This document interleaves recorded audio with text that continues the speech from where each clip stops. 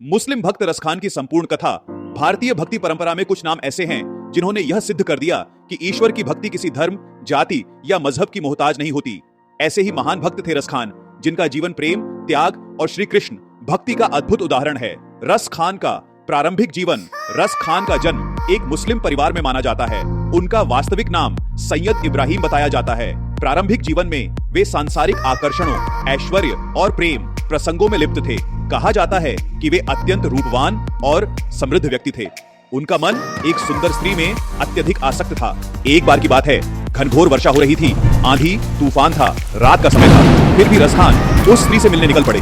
रास्ते में कठिनाइयां थीं, लेकिन प्रेम में डूबा मन कुछ नहीं देखता।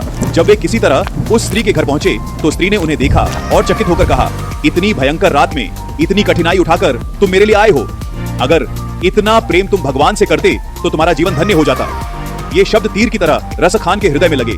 उसी क्षण उनका हृदय जाग उठा और कृष्ण भक्ति रसखान के मन में प्रश्न उठा, क्या वास्तव में ऐसा कोई प्रेम है जो मनुष्य को पूर्ण कर दे? सांसारिक प्रेम से हटकर भगवान कृष्ण की ओर मुड़ गया।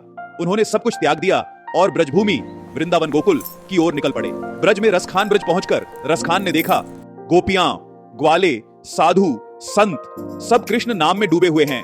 उन्होंने ब्रज भाषा सीखी और कृष्ण लीलाओं को अपने हृदय में उतार लिया।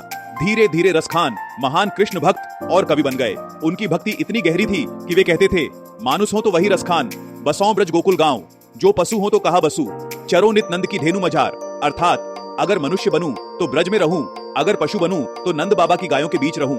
रसखान की भक्ति की विशेषता, उन्हें स्वर्ग, मोक्ष या मुक्ति की इच्छा नहीं थी।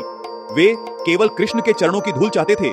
वे कहते थे, अगर अगले जन्म में पत्थर भी बनना पड़े तो वह पत्थर ब्रज का हो। समाज की प्रतिक्रिया, उस समय कुछ लोग उनके मुस्लिम होने पर प्रश्न उठाते थे, लेकिन रसखान कहते थे, कृष्ण ने कभी नहीं पूछा कि मैं कौन हूं तो दुनिया पूछने वाली कौन होती है।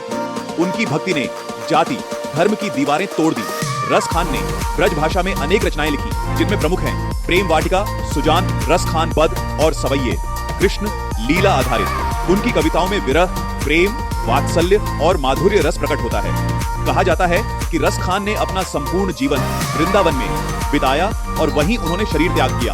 आज भी वृंदावन में उनकी समाधि मानी जाती है। रसखान की कथा हमें सिखाती है कि भक्ति के लिए धर्म नहीं, दिल चाहिए। ईश्वर प्रेम देखता है, पहचान नहीं। सच्ची भक्ति मनुष्य को पूर्ण कर देती है।